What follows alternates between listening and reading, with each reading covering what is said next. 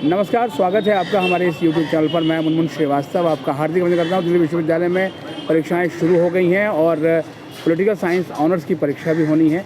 और political science के बारे में कहा जाता है कि इसके पेपर्स में लिखना बहुत पड़ता है, और इन्हीं सब बातों पर जानने के लिए हम आज आपके सामने लेकर आए हैं प्रोफेसर संजय कुमार को, जो कि DU के ज़ाकिर हुसैन दिल्ली कॉलेज इवनिंग में प्रोफेसर हैं पॉलिटिकल साइंस के। स्वागत है संजय जी हमारे चैनल पर।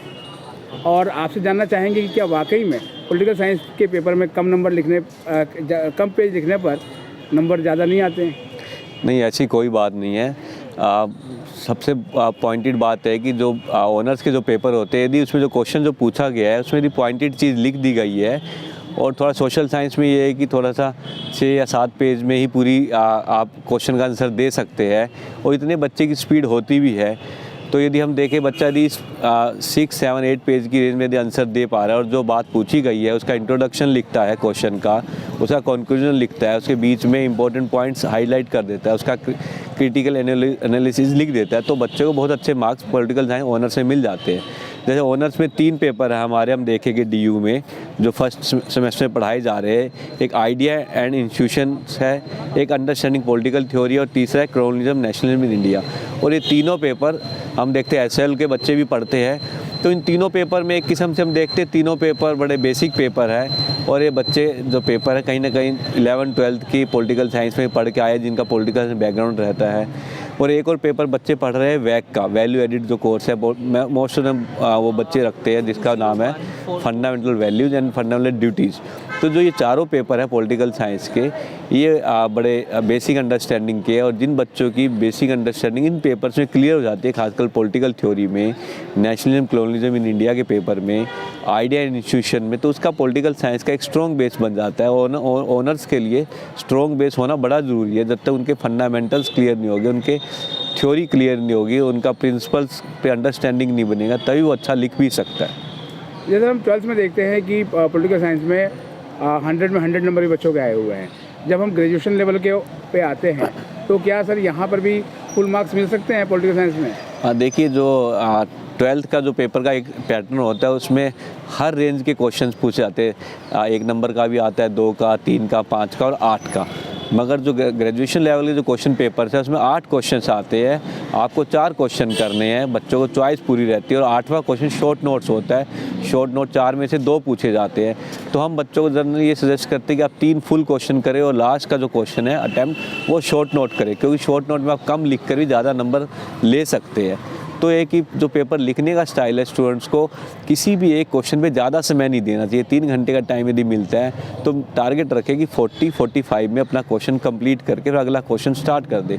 जनरली स्टूडेंट्स की जो प्रॉब्लम होती है, कोई एक क्वेश्चन पे 1 घंटा दे रहा है, दूसरे पे भी 1 घंटा दे रहा है, तो फिर बाद में बड़ी स्पीड से 2 क्वेश्चन अटैम्प्ट करता है, और इसीलिए वो आंसर भी ठीक नहीं लिख पाता क्वालिटी का, और इसीलिए उसके ओवरऑल जो मार्क्स है जो उसको हर क्वेश्चन में मिलना है, 18 प्लस हाफ का जो एक क्वेश्चन होता है उसमें से यदि अच्छा लिखेगा तो 13-14 मार्क्स मिल जाते हैं। जब खराब 2 क्वेश्चन उसके ख़राब हो गए, 2 उसके बहुत अच्छे हो गए, तो उसके ओवरऑल जो मार्क्स 75 में से बनेंगे, उसके एवरेज बनेंगे। तो इसलिए चारों में टाइम का कैलकुलेशन यदि करके रखेगा बच्चा, SL का, रेगुलर का स्टूडेंट्स, और यही जो फार्मूला है पॉलिटिकल साइंस BA प्रोग्राम पे भी लागू होता है। तो बच्चों को टाइम मैनेजमेंट, अपनी स्पीड, और क्वेश्चन का जो पैटर्न है, पहले इंट्रोडक्शन लिखे, कंक्लूजन लिखे, बीच के पॉइंट्स लिखे, ये जरूर 3 चीज़ें हाईलाइट करनी चाहिए। और आजकल जो नया ट्रेंड है, बच्चों को बताते हैं आप चार्ट भी बना सकते हैं, आप डायग्राम भी बना सकते हैं पॉलिटिकल साइंस में, इससे कम समय पे आप ज़्यादा चीज़ें हाईलाइट कर सकते हैं। तो सर आपको लगता है कि जो पेजेस है एवरेज, वो जनरली 7 से 8 पेज का एक आंसर होना चाहिए, और या फिर जो है वो कोई ऐसा सेट फार्मूला नहीं है? देखिए, कोई सेट फार्मूला तो नहीं है, मगर एक ही जो मैंने कहा, सोशल साइंस में एक क्वेश्चन को 4 ही क्वेश्चन आपको अटैम्प्ट करने हैं, ज़्यादा क्वेश्चन नहीं अटैम्प्ट करने। तो इतना तो बाय एंड लार्ज बच्चे 8 पेज, 10 पेज, 12 पेज तक लिखते रहे, और इतना बच्चे का स्पीड रहता भी है। जिसका स्पीड कम है वो 6-7 तक लिखता है, जिसका स्पीड अच्छा है वो 11-12 तक लिख देता है। मगर इम्पोर्टेंट बात है कि वो 7 से 8 पेज में अपनी बात को अच्छे से लिख सकता है, यदि उसका कंसेप्ट क्लियर है, यदि उसने क्वेश्चन के बारे में उसकी बेसिक अंडरस्टैंडिंग क्लियर है, तभी वो लिख सकता है सोशल साइंस। यदि उसका अंडरस्टैंडिंग नहीं हुआ तो कहानी कितनी लिख पाएगा। सोशल साइंस में ये भी कहा जाता है कहानी लिखते हैं बच्चे, वही लिखते हैं जिसका अंडरस्टैंडिंग क्लियर नहीं होता पॉलिटिकल साइंस में, हिस्ट्री के पेपर्स में। तो थोड़ा सा यदि अंडरस्टैंडिंग क्लियर है तो क्वेश्चन अटैम्प्ट करने में बच्चों को कोई दिक्कत नहीं आ सकती है पॉलिटिकल साइंस में विशेष तौर पर। लास्ट मिनट में सर तैयारी कैसे करें? लास्ट मिनट में तैयारी का फार्मूला है कि वो पॉइंट्स बना ले और पॉइंट्स को याद कर ले, हेडलाइंस को याद कर ले। यदि आपके दिमाग में हेडलाइंस रहेगी तो आप उसकी डिटेल लिख पाएंगे।